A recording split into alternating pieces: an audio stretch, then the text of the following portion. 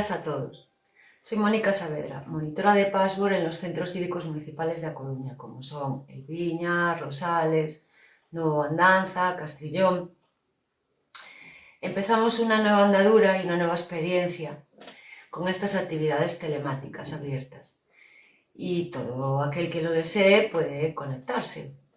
Y como no, para todos los usuarios y usuarias que hasta ahora venían asistiendo a las clases presenciales.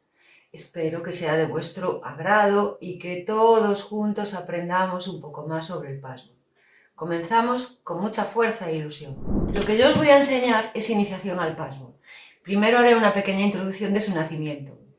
El password nace como otras muchas tendencias de la necesidad y la creatividad de las personas.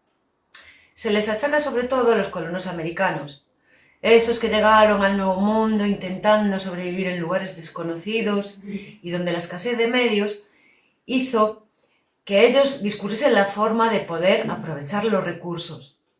En este caso, en el caso del password, aprovechando las telas que tenían.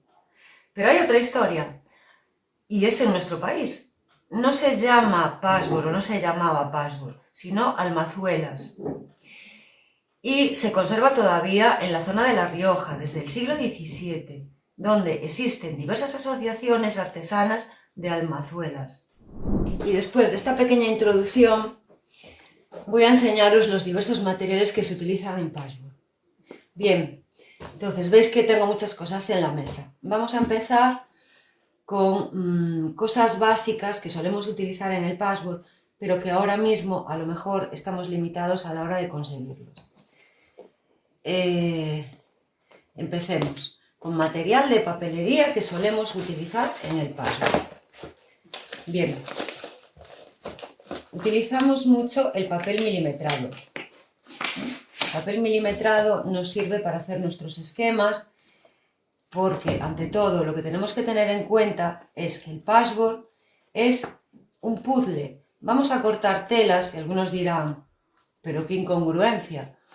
Cortar unas telas para volverlas a coser. Bien, recordemos que nace de la necesidad de aprovechamiento de las telas cuando no había recursos. Entonces, el papel milimetrado nos va a ayudar a que nuestra labor coincida a la hora del montaje. Porque si tú tienes una diferencia en una pieza de 1 milímetro y eso le sumas 20 piezas más con ese milímetro de diferencia, nunca nos va a coincidir lo que queramos hacer. Entonces, como ahora mismo está difícil conseguir todos los materiales necesarios, sí es verdad que siguen abriendo los sitios de prensa y puede ser que lo encontréis. No lo sé, no estoy segura.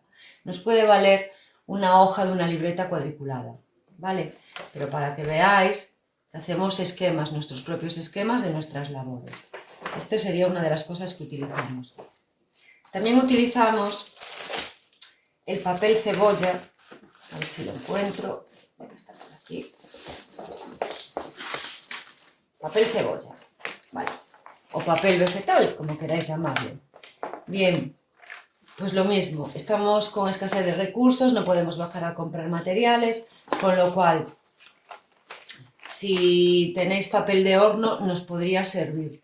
Igualmente, que nos podría servir una hoja de una libreta cuadriculada para hacer nuestros esquemas, nos podría servir también el papel de horno para suplir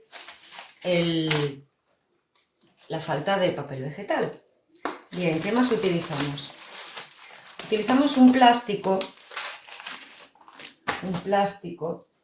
que lo venden normalmente, es el que ponen cuando nosotros vamos a encuadernar algo, las fotocopias o algo, en los sitios específicos de hacer fotocopias, le suelen poner unas tapas. Pues esas tapas es este plástico, se llama acetato.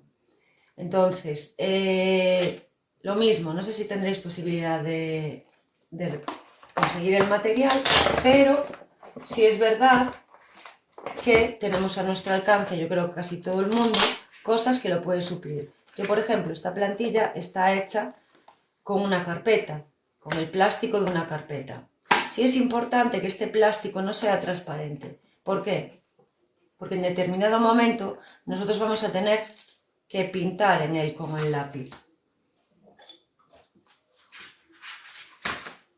¿Ves? En un plástico que es translúcido, que no es transparente, el trazo del lápiz se va a ver. Si es un plástico transparente, pues como por ejemplo esto, que es medio transparente, aquí pues no se va a ver el trazo que hagamos, ¿vale? También lo podemos sustituir el plástico por cartón.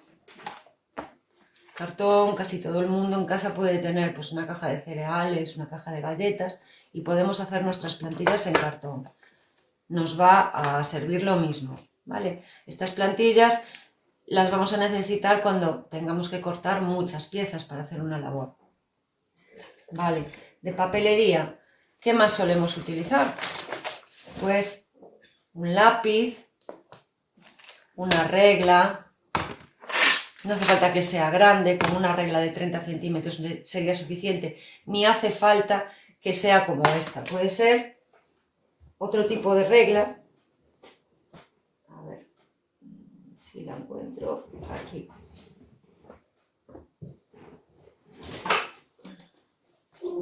Una regla como esta nos podría servir perfectamente, una regla de papelería normal, porque estas reglas las vamos a utilizar para dibujar. En el papel milimetrado, en el papel cuadriculado, vamos a dibujar los esquemas, entonces necesitamos tener unas medidas. Bien, una goma de borrar, evidentemente, también la vamos a necesitar para borrar si nos equivocamos. Y otra cosa necesaria que utilizamos bastante en el patchwork son este tipo de bolígrafos. Espera, aquí no está. Vamos a ver. Son unos bolígrafos que se borran con el calor. Entonces, esto es un rotulador. Es un rotulador, ahora mismo los escolares los utilizan mucho porque tiene la ventaja de que si yo me equivoco, al frotar con esta parte del rotulador, se borraría. Nosotros no frotamos. Nosotros lo que hacemos es poner la plancha. La plancha tiene calor, con lo cual todos los trazos que hemos hecho en las telas se van a eliminar, ¿vale? Entonces es mucho más fácil si yo puedo marcar las telas con algo que va a desaparecer que no con un lápiz que la voy a tener que lavar para que desaparezca el trazo. Bien, esto es básicamente lo que nosotros utilizamos de papelería en el patchwork. Entonces, lo que sí utilizamos de costura, pasamos ahora a deciros lo que utilizamos en costura.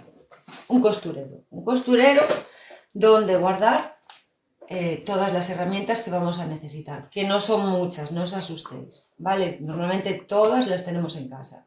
Bien, tijeras. Tijeras son importantísimas, las tijeras que corten bien incluso en la punta. Va a haber muchas veces que tengamos que cortar minuciosamente, con lo cual es importante que la tijera corte bien en la punta.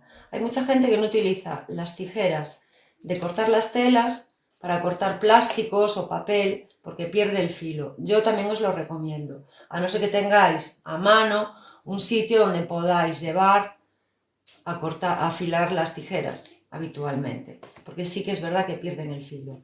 Bien, vamos a necesitar alfileres de patchwork. Alfileres de patchwork que tienen la particularidad de que son más largos que los habituales y muchísimo más finos. ¿Veis? ¿Por qué? ¿Por qué son más finos y por qué necesitamos estos alfileres específicos? Las telas de patchwork son telas de algodón. Son fáciles de encontrar telas de algodón. ¿Qué pasa con las telas de patchwork?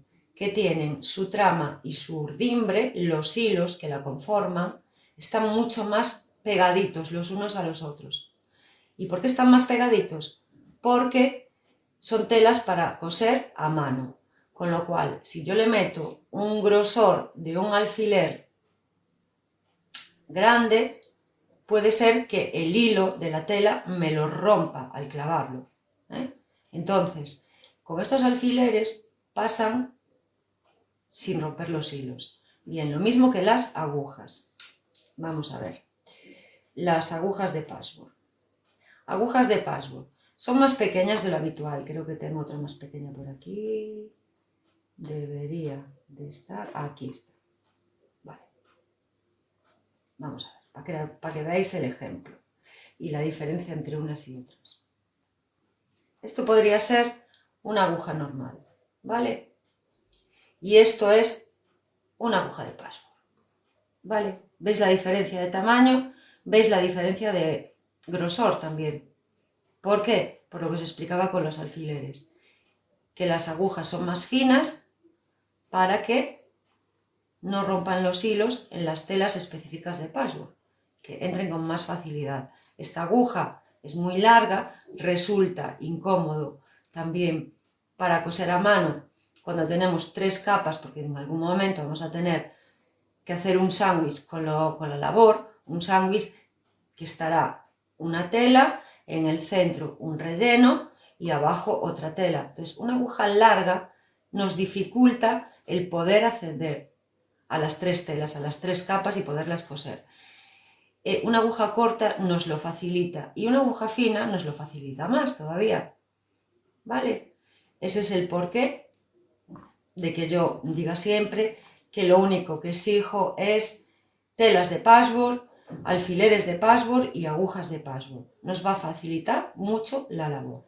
Bien, necesitamos evidentemente hilos del color que estemos utilizando las telas, ¿vale? Sí es verdad que hay unos hilos que coges varios colores dentro del mismo carrete, pero no es necesario. Cogemos un hilo de acorde con las telas que tengamos y como se supone que lo vamos a coser bien, las puntadas no se nos van a ver. ¿Qué más necesitamos? Dedal, evidentemente, dedal, una cinta métrica, ¿vale? Lo que suele haber en una caja de costura habitualmente. Entonces veis que de la caja de costura lo único que necesitamos específico va a ser los alfileres y las agujas. ¿Que ahora no las podéis comprar? Lo sé. Yo de todas formas os lo indico igualmente y echamos mano de lo que tengáis ahora mismo para usar. Ese no va a ser el problema, para que podamos empezar con la actividad.